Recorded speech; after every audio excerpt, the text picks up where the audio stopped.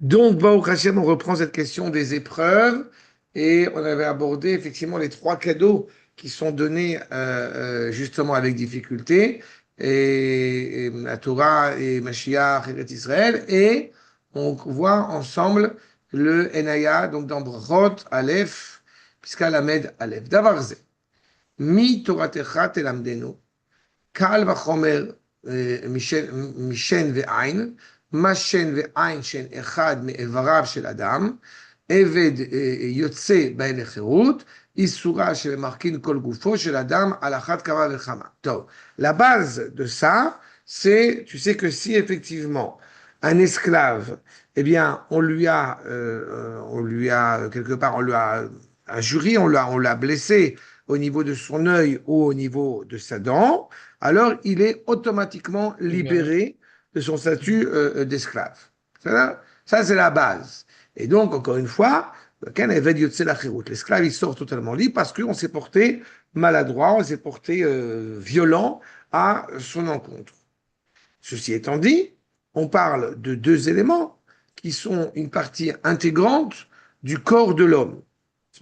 Un esclave n'est pas censé souffrir physiquement parlant, même à la vérité, même mentalement. Il y a une exigence par rapport au travail qui lui incombe, mais en aucune manière, eh bien, il doit y avoir une injurie, une blessure quelconque.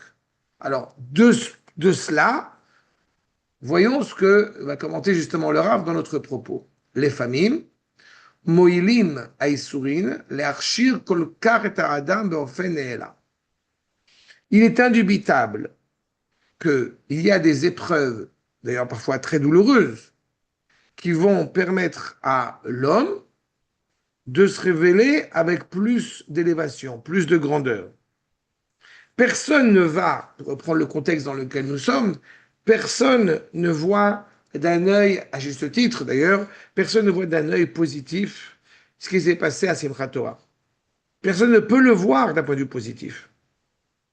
Mais hélas, ce drame-là, et c'est vraiment une dure épreuve que nous avons traversée en tant que peuple, il a des implications sur le comportement du peuple aujourd'hui. Beaucoup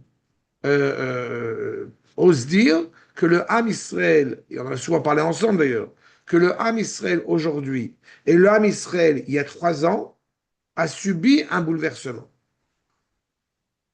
C'est revigoré, encore une fois, dans cette épreuve qui est douloureuse. Encore une fois, on n'a pas de se porter volontaire, mais c'est une réalité, un constat. On aurait pu avoir ça Hacha sans filou, épreuve. pardon, On aurait pu avoir ça sans épreuve. ben, ça aurait été bien, ça m'aurait arrangé à la vérité. Ok. D'accord. Ça m'aurait bien arrangé. Mais malheureusement, il semble qu'il y a des choses qu'on n'arrive pas à entendre tant qu'on ne les a pas vécues. Ah, c'est Hein. comme parce que je me pas pourquoi je me dis ça, parce que je me rappelle que vous avez dit un cours sur la Shoah que c'est pas le fait d'être rentré en Eretz Israël, dans la Hakam Medina, genre, c'est pas une conséquence de la Shoah. C'est-à-dire que ça aurait pu se faire Exactement. autrement, quoi. Exactement. Exactement. Et je suis pas le premier ni le dernier à soutenir cette thèse. Il y a des illustres maîtres, des illustres maîtres comme Manitou qui l'ont dit bien avant moi. Il y a quelque chose d'absolument scandaleux et d'antisémite dans cette idée que la Shoah était nécessaire pour qu'on puisse avoir l'État d'Israël. Mhm. C'est morbide. Et je répète, c'est morbide et antisémite. C'est comme si on avait besoin de la mort de 6 millions, en tout cas au moins 6 millions de juifs pour eh bien, amener l'État d'Israël. C'est pas vrai, au Ok. contraire. Mais le constat rétroactif, c'est que il y a d'ailleurs en plus là par rapport à la Shoah et par rapport à Israël, ça n'a pas poussé plus de juifs à venir en Israël après la Shoah. Ça a poussé les Juifs d'ailleurs à venir, certains en Amérique, ailleurs, et pas spécialement en Israël. La guerre des 6 jours, par contre, a été beaucoup plus déclencheur. Ok. On était déjà là. Quelqu'un, les grandes communautés qui étaient installées en Pologne, elles sont parties aux États-Unis. Elles ne sont pas venues en Israël. Ouais, ouais. Ok. D'accord. Si tu fais une Ouais. statistique grossière, euh, euh, euh, pour la petite anecdote, la veille de la Shoah, il y avait 400 000 juifs en Israël. Mhm. Alors, après la Shoah, Et donc, avec la déclaration d'indépendance, en 5708, les Minyanam, il y avait 600 000 juifs en Israël. Ça veut dire que disons, en 6 ans, un peu plus, même d'ailleurs en 8 ans, tu as 200 000 juifs qui sont venus, admettons-le, disons, tu as 200 000 juifs qui sont venus s'installer en Israël. Énorme, 50% en plus. Tu as les 400 000. On a racheté 200 000, c'est énorme. 50% de population en D'accord? plus. Tu as raison. Mais encore une fois, je te dis, allez, en étant large, quoi. Parce que tu as Mhm. oublié que, Baruch Hashem, en 8 ans, il y a des enfants qui sont nés, il y a des générations qui sont arrivées déjà. Oui, bien sûr. D'accord? Mais donc, on n'a Mhm. pas un chiffre, je veux dire, ça ne s'est pas multiplié, il y avait quand même beaucoup plus de Ah oui, juifs en oui, dehors oui, oui. d'Israël qu'en Israël. Non, c'est clair. D'accord? Mhm. En tous Mhm. les cas, il est certain que, au-delà de cette problématique, ça a réveillé quelque chose. Ça a bouleversé, quelque part, encore une fois, le peuple. Et on dit clairement, עד שאפילו אם היה עמל בזמן ההוא, בתורה ובתפילה, לא היה משלים כל כך את השכל וההרגש. C'est-à-dire que, même si, tu dis, היה עמל, c'est-à-dire que même s'il y avait un quelconque effort tout à fait judicieux dans la Torah, dans la Tfila, eh ben, on n'aurait pas réussi, à, semble-t-il, à se compléter et à compléter cette acquisition intellectuelle et sensible qu'on a pu avoir grâce à ça. Il y a un enseignement qui est connu à Purim, où le moment où Achashverosh il a donné sa bague à Aman, eh ben, ça a eu plus d'impact que Mhm. tous les décrets, que toutes les drachotes que les rabbinim auraient pu faire à ce moment-là. Ouais, il faut un petit coup de Et ça tête, quoi. reste terrible, Mhm. c'est ça. כאותו הערך שמועילים האיסורים לכונן טיבו בדרך ישרה. Comme, encore une fois, la même valeur que ce que peut être utile certaines épreuves, encore une fois, de préparer, d'engranger quelqu'un de manière directe. T'as beau dire aux gens, vous ne vous rendez pas compte de ce que vous avez en face, tu as beau dire aux gens combien il est important de parler du Beth Amikdash, combien il est important de monter en Israël, tant que tu n'as pas je sais pas quoi, une bonne pourriture d'antisémite, ça bouge pas. Ad, chez Achar Kach, al yedei achnaato, vekoach hasichli. Maintenant, c'est ça. Tu as avant et tu as après. C'est que comme déclencheur, comme provocateur pour bouger, il semble que ça permet de bouger. Mais en revanche, tu ne peux pas demeurer éternellement sous cet angle-là. D'accord? Je prends un exemple beaucoup moins dramatique que ça. Il est évident que tu aimes tes enfants. C'est pas chaud. En revanche, s'il n'avait pas été nécessaire que tu fournisses des enfants, des efforts, que tu t'investisses dans l'éducation, financièrement, mentalement, dans être inquiété par la santé, par la vie, par le bien-être de tes enfants, eh ben, il n'est pas certain que tu aurais eu accès avec voilà, d'affection, autant d'engagement, d'amour à l'égard de tes enfants. Ah ouais, quand je t'investis dans quelque chose, genre, automatiquement, genre, t'es plus Ben, c'est dedans, ça. quoi. Ouais, c'est Et logique. encore plus, justement, puisqu'on n'a pas des trois cadeaux, des éléments, des choses qui ont de la valeur, une Mhm. valeur réelle. C'est Bon. clair. Tes enfants ont une valeur réelle. Si tu fais le calcul, c'est beaucoup moins. Tu gagnes beaucoup moins d'argent avec tes enfants que si tu avais acheté une villa à Jérusalem. C'est évident. C'est clair. Voilà. Et pourtant, justement, parce qu'il y a quelque chose qui t'anime à le faire, à la fois au Mhm. niveau intellectuel qu'au niveau rikshi, qu'au niveau sensible. D'accord? Donc c'est ça. Une fois qu'effectivement tu as eu cette épreuve, cet investissement qui t'est demandé. Après, évidemment, allez d'Arnato, tu le mets de côté. Tu n'es pas en train de dire j'aime souffrir. C'est là où la nuance est essentielle entre la conception chrétienne, évidemment, et la conception hébraïque. כוח השכלי שמתגבר על ידי חולשת והתחנת החומר, tu as une réflexion rationnelle. Tu as été affaibli par une épreuve quelconque et tu apprends à réfléchir rationnellement sur l'impact, sur l'apprentissage que t'a apporté cette épreuve. Ah, mais il faut Donc, apprendre, le Rav veut dire, enfin, voilà, il vas-y, faut j'en apprendre de prie. ses erreurs. Non. Mais je crois que ce n'est pas qu'une erreur. Je crois qu'il y a une question de maturité. Il y a des choses qui ont besoin voilà, de mûrir. Ce Ah, n'est pas qu'une erreur. c'est-à-dire. Parce que dans le cadre de l'erreur ou d'une faute, tu comprends. Mais ce n'est pas que dans le cadre de l'erreur. Il y a une sorte de nécessité aussi à pouvoir acquérir pleinement euh, ce en quoi tu es attaché. Euh, il y a un exemple qui est très connu, c'est que le Rav Yehuda, alors qu'il était déjà assez âgé, eh bien, il s'abaissait pour planter un arbre à Toubishvat, avec les mains. Parce que l'amour d'Eret Israël s'acquiert avec tout son être. Mhm. Tu vois? Ok. Et c'est un peu ça. C'est pas que le rapport quand j'ai fait effectivement Erreur. Mhm. une sorte de... Voilà, j'ai fait une faute, j'ai fait une erreur, alors bon, voilà, du coup, je paye le prix. Non, c'est pas que ça. Parce qu'on a dit, c'est un matana. Une matana, c'est un cadeau. Un cadeau.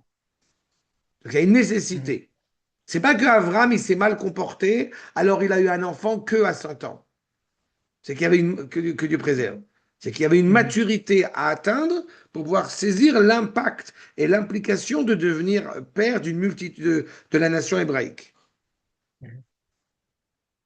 Et encore une Ok. fois, à titre individuel, c'est pas toujours évident à gérer. Tu ne fais pas forcément la distinction entre les deux. Tu n'as pas ce que tu veux immédiatement, donc automatiquement tu te dis qu'est-ce que j'ai mal fait? Alors qu'en réalité, c'est plus complexe que ça. Avoir tout corrigé, c'est radical, un petit peu. Non, mais c'est ce qui peut arriver, c'est ce que ça peut être le ressenti de la personne, alors qu'en fait, tu comprends que derrière ce qui peut apparaître comme une claque, en fait, apparaît un développement personnel et en plus, encore une fois, pour assurer voilà, dans ce processus de la Géoula, qui est Mhm. important. Mhm. Tu Ok. vois? Ikne bisman moat, iné. Dans ce temps-là court où tu as traversé cette épreuve, eh ben, Davka, ikne bisman moat, shlemut yoter gadol. ממה שהיה קונה אם היה עוסק בתורה או בתפילה, עם תכונתו שהיה לו קודם האיסורים.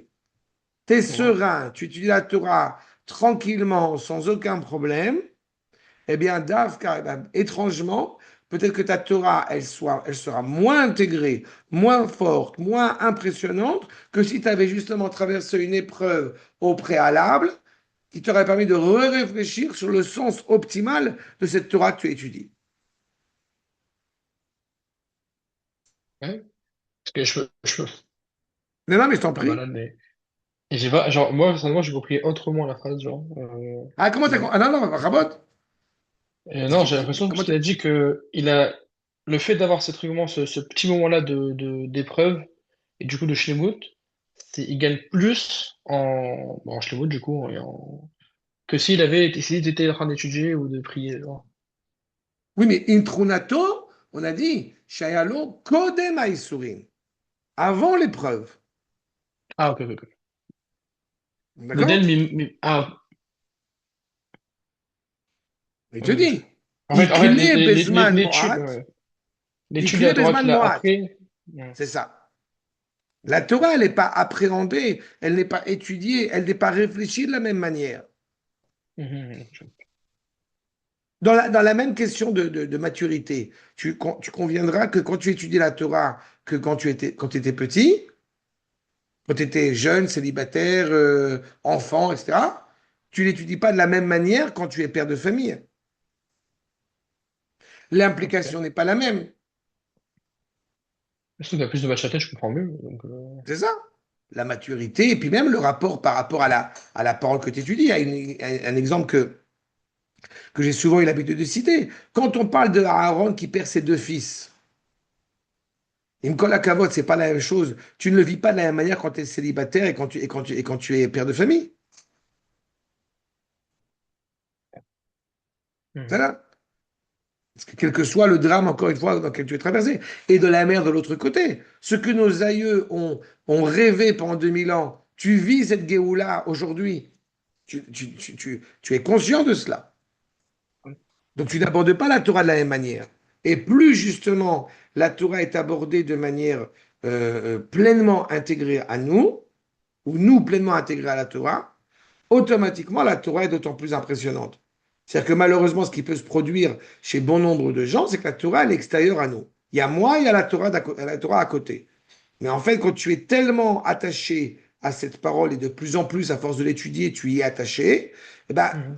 tu es pris dans tes entrailles. Tu es pris dans tout ton être en étudiant. Ok, ok. Ve eviraya, meved. Et justement, il a pris l'exemple de Mhm. l'esclave. Chez Aliédé Maché, Avad Shen Ve'ain, puisqu'il a perdu son œil et sa dent, Yatsa Lecherut Venesa Kol Aguf Shelo. En fait, on va pas se porter volontaire pour qu'il ait plus d'œil et plus de dents. Ok. Et une blessure claire, clairement Mhm. définie. Tu vois? Enfin, la capacité de parler, la capacité de regarder, elle a été, j'extrapole un peu, mais c'est un peu le sens de ça. C'est-à-dire que c'est pas n'importe quel membre qui a été qui a été amputé ou qui a été blessé. C'est la dent et l'œil. Ça veut dire Mhm. la parole et le regard. Ils ont été clairement blessés. Et on ne va pas se porter volontaire pour le blesser. Il n'en demeure pas moins que, entre guillemets, avec des grosses guillemets, Mhm. grâce à ça, tout son corps est libéré. Mhm. Hein. Il n'aurait pas atteint cette pleine liberté, que Dieu préserve, s'il n'avait pas été blessé en son œil et en sa dent. Ok. Afalpi, Shetechila, Ayadam, Baal, Shen, Ve'ain. Il avait un œil et une dent à la base comme il faut. Et pourtant, Lo yayichol lasot avur atzmo kol kach kemo arshav. Il n'aurait pas pu atteindre cette authentique liberté comme il l'a atteint maintenant s'il avait encore son œil et sa dent intacts. Ok. Comme chez Attendez, Warsha, chez où Chasser Shen Ve'ain. Maintenant qu'il lui manque un œil et une dent.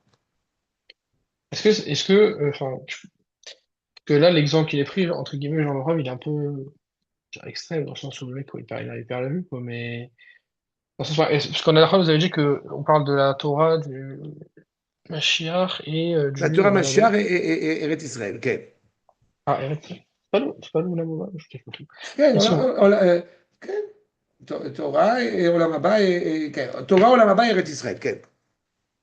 Et la fois, vous avez dit que c'est pas forcément une épreuve, genre, mauvaise, à la base. C'est pas forcément quelque chose qui C'est dégrade, ce qui qu'il dit fait. là. Quelle que soit l'épreuve que tu as traversée, effectivement, Est-ce que le la fait, modalité, elle est extrême. La modalité, elle est Mhm. extrême. On n'est pas obligé d'arriver jusqu'à ce retranchement, encore une fois, de perdre une dent et un œil. C'est est-ce que vous évident. considérez comme, je crois que vous l'avez dit, genre, je te le dis, est-ce que c'est considéré comme une épreuve de se tuer la tâche, par exemple, dans le Limud Torah pour me comprendre? Ken, Bevadaï. Ok, ok. Il a comment c'est Parce vécu. que, C'est pas moi qui le dis, c'est le Rav. Il le dit dans une autre. Tu verras par la suite dans un autre Enaya que le Rav il en parle. Moi je fais, c'est pas moi qui le dis. Je fais juste ok. rapporter ce que. Mais oui, encore une fois, mais ça dépend du ressenti de l'homme. T'es pas obligé d'avoir une souffrance dans le Limud Torah, Enfin, il mais se il n'en frappe, on va demeure pas se moins mettre dedans, que quoi. c'est ça. Mais tu peux avoir une facilité, c'est la bienveillance là, que je me qui fait que tu as une acuité à entendre le propos, à entendre la parole avec une extrême exactitude. Mais tu as fait beaucoup d'efforts pour arriver à cela. Ça va. Ok. Mais quelle que soit cette dimension-là, encore une fois, mais ça peut être, tu as perdu ton stylo, ça peut être n'importe quoi. Mhm. Après, encore une fois, il faut faire attention de ne pas être, comment dirais-je, de pas être gâté inutilement et de trouver des sourires là où il y en a, là où ça n'en est pas vraiment. Mhm. Ça va. Mais en tous les cas, Le il Rav, le est, Rav Bechavana, il a utilisé ce cas-là, dans le sens, cet exemple-là. parce qu'il a pris d'abord il a pris cette image, cette agada qui est inscrite dans la Gemara, mais surtout il lui donne encore une fois un espace beaucoup plus grand.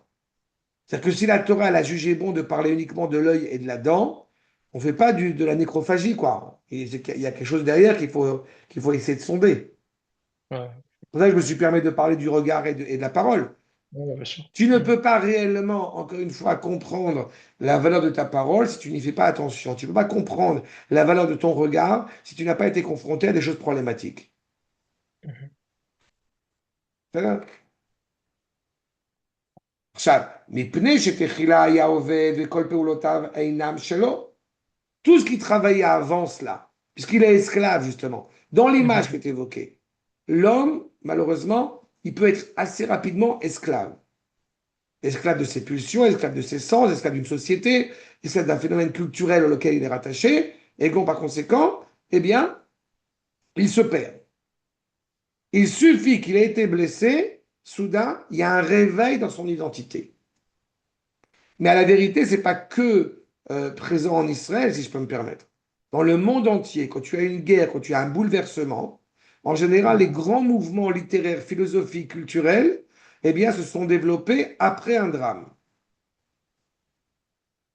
Tu vois. Et c'est un peu ça. Mhm. Maintenant qu'il est vraiment libre, Arshav ou Ben Chorin, ou Peulotav La'atzmo, maintenant il va s'assumer. C'est comme, Nahon, il parle aussi du clan. Enfin, pas que du clan. Exactement. Bravo, bravo, Quand on bravo, est, bravo. quand on est sorti d'Égypte, pour devenir genre Ibn Exactement. Hachim, quoi. Mhm. Exactement. On s'assume réellement. Et tu le vois encore aujourd'hui.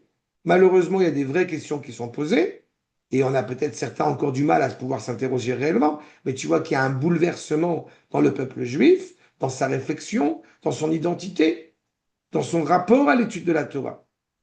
Mhm. Ceux qui refusent à y réfléchir consciencieusement, hélas, ils expriment le besoin peut-être de sortir d'Israël, de quitter Israël peut-être pendant quelques temps. Ceux qui se refusent de se rendre compte, je veux dire. C'est ça, Ouais. non? Ok. C'est comme j'ai entendu, je ne sais plus qui, peu importe, quelqu'un qui exprimait l'idée que l'État d'Israël devient de moins en moins juif. Et ça m'a fait beaucoup rire parce que j'ai le sentiment que, un, on pourrait jouer sur les mots et dire effectivement, il est de moins en moins, de moins en moins juif, mais il est de plus en plus hébreu. Et puis, d'autre part, j'ai pas le sentiment qu'il est de moins en moins juif. Au contraire, Bon, il est de clairement. moins en moins, il a de moins en moins tendance à courber les chines et accepter sa situation, sa condition d'exil, et au contraire s'assumer pleinement chez lui. C'est clair. Ben, je trouve qu'il est en meilleure santé aujourd'hui qu'il ne l'a été il y a 50 ans, il y a 70 ans, il y a 2000 ans. Ouais, c'est évident. Mhm. Mais malheureusement, c'est passé par tous ces phénomènes, encore une fois, haineux, et qui nous ont repoussés, qui nous ont poussés à nous assumer clairement. Mhm. Akanami, Kodem Aïsourin, Aya Evet, quand j'ai les pulsions, les Tavot, Vetrunot, Shainan Akunot. T'es aveuglé, justement, t'es aveuglé au sens, alors que t'as pas de problème d'œil, mais t'es aveuglé par l'idée commune, par le tout le monde Mhm. pense. Afalpi, Shayon Sek Batora, ou Batfila, tu vois. Même avant, ces souris étaient déjà en train d'œuvrer dans la Torah et la Tfila. Je sais pas comment te Mhm. dire. Tu demandes la refoua shlema dans la prière de la Hamida. Mhm. Mais tu es vraiment Euh, conscient de la refoua shlema quand malheureusement tu as une grippe. c'est clair. Il y a un détail que, excuse-moi, Mirvotra, Mechila Mikvotra, mais que quand on fait la bracha de Asher Yatzar, après les, Mhm. après les commodités, après les besoins naturels, je crois qu'on ne peut pas être plus ému et plus admiratif de la richesse, de la grandeur de cette bénédiction que quand C'est Dieu clair. préserve, tu as une gastro ou tu as je ne sais pas quoi d'autre. Ah oui, c'est clair. C'est clair. C'est la même chose. Mhm. Alors, Lo haya poel alav kolkar, les corbeaux, les gdusha, encore une fois, ça n'agit pas sur toi pour te rapprocher de la manière la plus optimale à la sainteté, parce que tu ne la pressens pas, tu ne la vis pas, comme c'est le cas maintenant, comme Arshad. est-ce que le rap de, qu'on s'appelle de prendre une, comme ça, le mot, de prendre une routine? Ouais, la routine, elle est très dangereuse. Elle est très dangereuse. Badaï, Il faut badaï. toujours un petit, quoi, petit pic, quoi. C'est la paracha de cette semaine, que Aaron Cohen, ou l'Oshina, ok? Ou l'Oshina, ça veut dire que justement, quand il allumait les bougies, n'est-ce pas, de la menorah, quand il ravivait les bougies de la menorah, là, on va lire dans Baalotecha. En réalité, il l'oshina, c'est-à-dire quoi? Alors évidemment, il n'a pas changé rien du tout.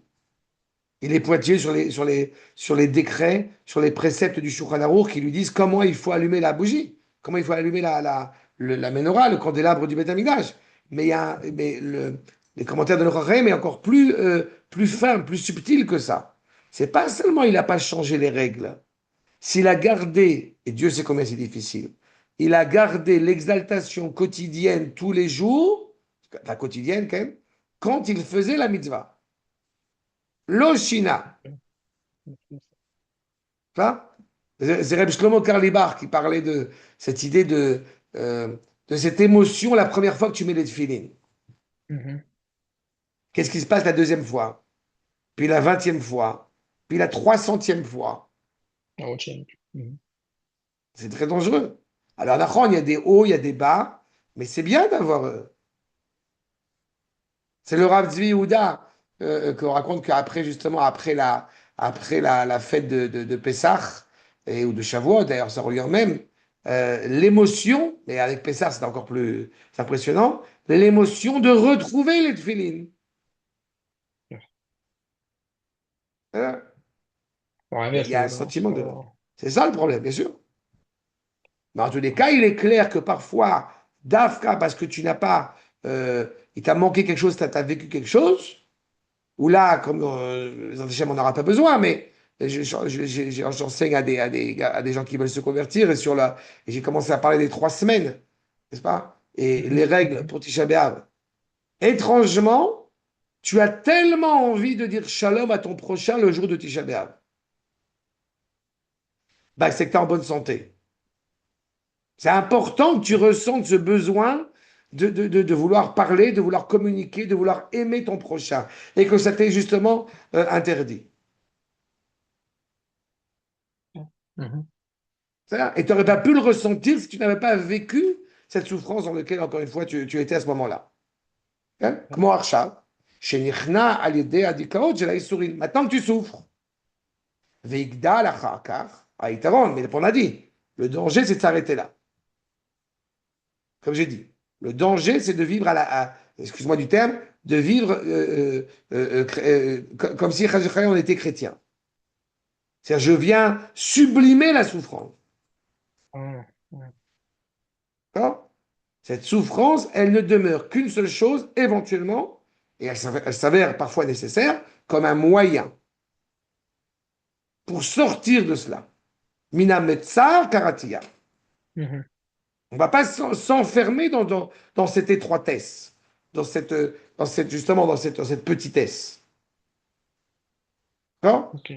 Vaigdal achakach, haïtaron neged haefsed. Tu vas comprendre, justement, après coup, le gain face à la perte. Tu as perdu pendant les sourires, tu as perdu cette joie de vivre, tu as perdu quelque chose. À Valdavka, Mhm. tu vas en gagner encore plus.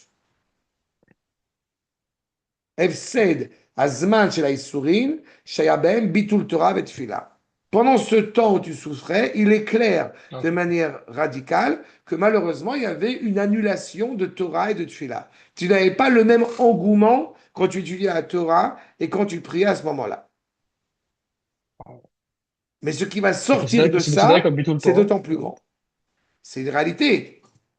Puisque tu as une demande de travailler, d'honorer Akash Baruch n'est-ce pas? Ve'avadeta et Hashem et Simcha betuv levav. C'est pas dans la joie et avec un cœur contrit, un cœur pur, tu dois servir Akash Baruch. Donc, on sait que la Shekhinah, elle n'est pas présente chez quelqu'un qui est attristé, qui est ça. Alors, il a fait, comment tu peux être?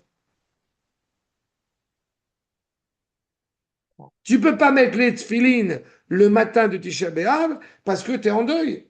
Tu es dans une Mhm. situation, encore une fois, de tristesse. Donc, tu es dispensé des tefilines parce que tu ne peux pas mettre les tefilines dans une situation attristée.